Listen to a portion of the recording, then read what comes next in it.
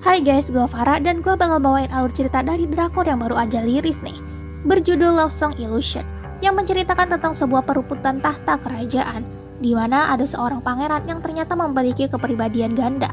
Menarik juga ya, pokoknya kalian harus nonton sampai habis nih, soalnya banget. Karena si cowok ini sifatnya bisa jadi gentle atau bisa jadi lembut kayak gak berdaya gitu. Oke, daripada kita kelamaan, langsung kita bahas aja. Jadi film ini menceritakan sebuah kerajaan yang bernama Asatai, dibangun oleh 7 keluarga bangsawan. Yang naik tahta adalah keluarga Yon, tetapi keluarga Sojo ini kayak tamak, hingga terjadi pertempuran. Di sana menampilkan ada seorang anak laki-laki yang sangat hobi mendesain pakaian.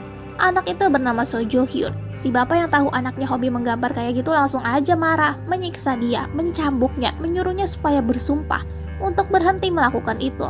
Tetapi Hyun tidak bisa melakukannya. Dan di tempat lain ada seorang bocah yang sangat terampil bernama Wol. Dia adalah bangsawan dan si ayah serta ibunya ini baru saja pulang dari pertempuran. Wol menunjukkan bagaimana keahlian dia bertarung dan si ayah memberikannya sebuah belati. Keluarga yang cukup harmonis. Semua itu berubah ketika kepala keluarga Sojo itu membawa putranya Hyun ke kediaman Yon.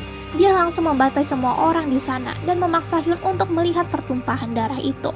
Ayah Wol yang keluar dari sana tentu saja terkejut. Apa-apaan ini? Kamu memberontak? Sojo tidak peduli. Dia malah mengajak ayah untuk bertarung dan membunuhnya. Wol dan ibunya dapat melihat dengan jelas bagaimana ayahnya itu sekarat. Wol berteriak. Dia bersumpah, "Aku akan menghabisimu di masa depan nanti." Itu membuat Sojo marah. Ibu langsung membawa Wol keluar dari sana, menyuruhnya untuk pergi. Dia bahkan terbunuh di sana. Wol melepaskan pakaiannya yang berlumuran darah dan kabur.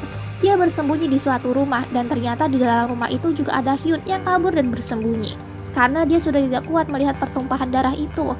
Tak lama kemudian Sojo dan pasukannya masuk ke sana. Dia akan menemukan Wol saat itu juga.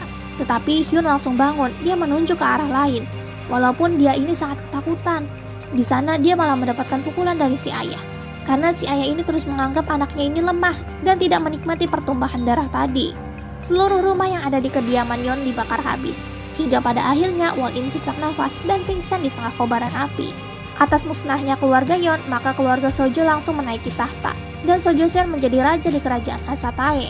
Hyun begitu stres, dia menangis dan ketakutan membayangkan pertumpahan darah yang tadi dia lihat.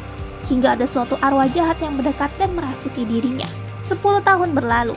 Kini Wol sudah dewasa. Dia mengganti namanya menjadi Kiera dan pekerjaannya saat ini adalah pembunuh bayaran. Dia menyusup dengan menjadi penari sehingga dia bisa membekuk targetnya, seorang pejabat korup yang juga melakukan perdagangan wanita. Namun sayangnya aksinya itu ketahuan, membuat Wol harus kabur dari sana. Dia bertemu dengan rekannya dan terus melawan hingga berhasil keluar dari tempat itu. Di sana Wol pergi ke tempat penjahit pakaian. Dia ini kesal, baju yang dia beli kok cepat rusak kayak gini. Dia mau ketemu aja sama si pembuatnya, tapi pemilik toko itu tidak mengizinkannya. Walau begitu, Wol tidak habis akal. Dia malah pergi ke belakang toko dan segera naik mengintip dari sela genteng. Hingga genteng itu roboh dan dia pun jatuh. Akhirnya Wol bisa melihat dengan jelas siapa penjahit itu. Yang gak lain adalah seorang pria yang terlihat begitu lembut dan lemah. Wol jatuh ke atasnya. Dia menyerahkan pakaiannya. "Bener ini pakaian, sekaligus bikinin gua baju yang baru." Wol menyebut pria itu bernama Ah Jae. Ah Jae menolaknya. Gak mau. Aku gak mau buatin kamu baju.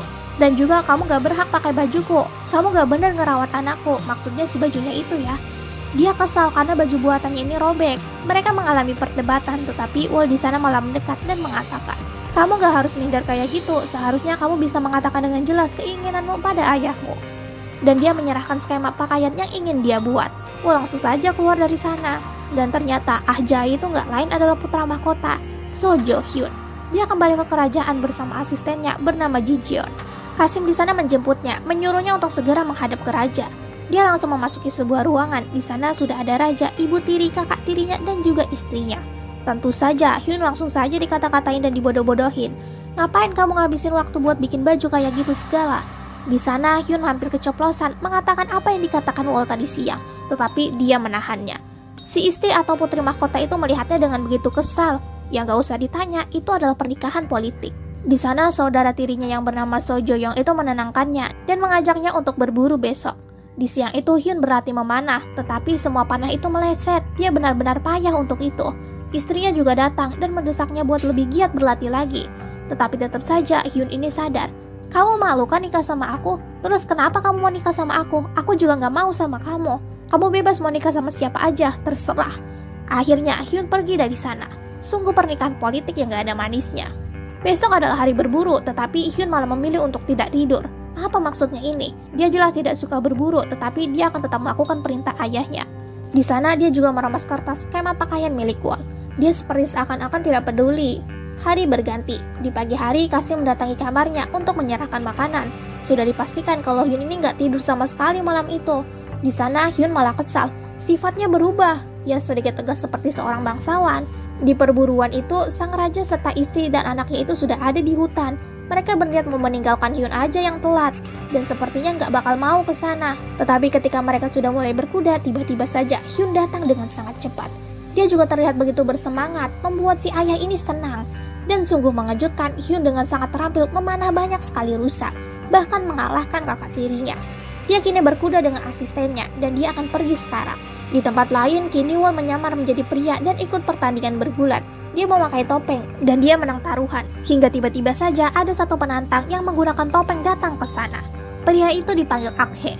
Mereka bertarung, Wol sampai mengeluarkan goloknya. Tetapi Akhe begitu mudah menghindarinya, membuat Wol kewalahan. Akhe bahkan menyobek penutup masker Wol. Akhirnya, Wol pun kabur dari sana. Dan ternyata Akhe ini mengikutinya dan menghentikannya. Dia begitu tertarik dengan Wol yang seorang wanita, tetapi dia menyamar menjadi seorang pria. Akhe bahkan memberikannya hadiah dari taruhan tadi, tetapi Wol menolaknya. Akhe terus mengikutinya hingga Wol menyerangnya hingga setengah dari topengnya itu pecah. Wol tahu jelas pria bertopeng itu gak lain adalah tukang jahit kemarin. Dia menagih pakaiannya, tetapi Hyun malah kayak bingung dan gak ingat. Hyun malah mengatakan, kamu suka aku yang sekarang atau aku yang di tukang jahit? Tetapi Wol cuma menunjuk dadanya dan mengatakan, kamu itu kosong dan palsu. Selain menjadi penjahat bayaran atau pembunuh bayaran, Wol dan teman-temannya ini juga memiliki misi khusus, seperti menyusup ke gudang milik pejabat, mengambil hasil panen dan memberikannya kepada semua warga miskin. Dan ternyata Hyun mengamatinya. Dia bahkan mengikuti Wol ke toko buku dan menggodanya. Tetapi Wol tetap mengatakan, kamu itu palsu. Dan Hyun ini kayak ngerasa nggak terima, dia yang disama-samain sama yang di tukang jahit. Hingga ketika dia ditinggalkan, Hyun ini malah tertawa sendiri dan mengatakan, kalau diriku kosong, maka kamu yang harus mengisinya. Di malam hari ketika berlatih, Wol terus memikirkan Hyun yang berbeda banget sama kemarin. Kok bisa gitu ya? Kemudian dia didatangi oleh seorang pria atau ketua dari kelompoknya. Jelas sekali, pria itu gak lain adalah kakaknya Hyun atau So Jo-young, si anak haram dari raja. Mereka membicarakan tentang rencananya, yaitu untuk membunuh raja, di mana Wol akan menyusup menjadi penari. Ketika si raja itu memilihnya karena dia ini cantik, dia akan membunuhnya di kamar. Young sadar kalau ayahnya akan dibunuh, tetapi dia pasrah melakukan itu karena dia juga ingin tahta ini ditempati oleh orang yang seharusnya. Akhirnya, di malam hari misi itu pun tiba. Di pertemuan itu Hyun tidak ada di sana. Ternyata Hyun ada di kamarnya dan sedang membaca. Kasim dan juga Jijeon membicarakan, itu pasti putra mahkota kan, bukan Akhe. Jadi maksudnya gini guys, Akhe itu kepribadian dari putra mahkota yang lebih pemberani, lebih kayak anak-anak nakal gitu. Penari sudah memasuki ruangan. Di sana Wol menari dengan bersungguh-sungguh dan akan membunuh Raja Sojo. Pertunjukan itu selesai dan kini sang raja akan memilih wanita penghiburnya.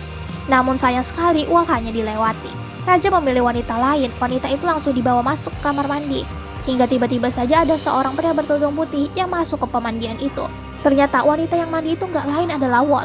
Dia langsung bangun dan berniat untuk membunuh orang itu. Yang dia kira adalah raja. Ternyata orang itu nggak lain adalah putra mahkota.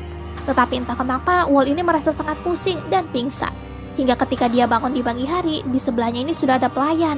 Pelayan itu mengatakan kalau sekarang Wol ini sudah menjadi permaisuri. Dia sudah dipilih oleh putra mahkota. Wol masih bingung apa maksudnya ini. Tak lama kemudian Hyun datang dengan senyuman angkuhnya. Dia memanggil Wol dengan sebutan permaisuri Hyo dan memeluknya. Jelas sekali kepribadian Hyun saat ini adalah Akhe.